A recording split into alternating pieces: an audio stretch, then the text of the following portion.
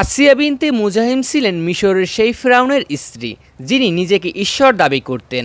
কিন্তু আসিয়া আল্লাহর একত্বে অটল ছিলেন এবং ঈমানের জন্য সবকিছু ত্যাগ করতেও প্রস্তুত ছিলেন। আমি তানভীর উদ্দিন খান আছি আপনাদের সঙ্গে। ভিডিওটি ভালো লাগলে একটি লাইক দিন এবং ইউটিউব চ্যানেলটি সাবস্ক্রাইব করুন এবং আপনার বন্ধুদের সঙ্গে ভিডিওটি শেয়ার করুন। কোরআনে বর্ণিত এই মহিয়সী নারী ইসলামের ইতিহাসের এক গুরুত্বপূর্ণ অবিস্মরণীয় অলৌকিক ঘটনার অংশ হয়ে ওঠেন, যখন তিনি নবজাতক শিশু মুসা আলাহিসাল্লামকে নদীতে ভেসে আসতে দেখেন।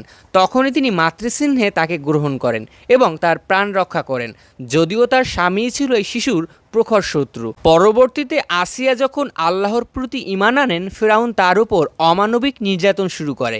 কিন্তু আশ্চর্যের বিষয় হলো, মৃত্যুর আগ মুহূর্তে আল্লাহ তাআলা তাকে জান্নাতে একটি ঘর দেখিয়ে দেন, যা দেখে তিনি হাসি মুখে শহীদ হন। কোরআনের সূরা তাহরিমে আল্লাহ তাআলা এই মহিয়সী নারীকে সমগ্র মানবজাতির জন্য ঈমান ও ধৈর্যের এক উজ্জ্বল দৃষ্টান্ত হিসেবে তুলে ধরেছেন, যা ইসলামের ইতিহাসে নারীর আত্মত্যাগ, সাহস ও অলৌকিক সম্মান লাভের এক বিরল নিদর্শন।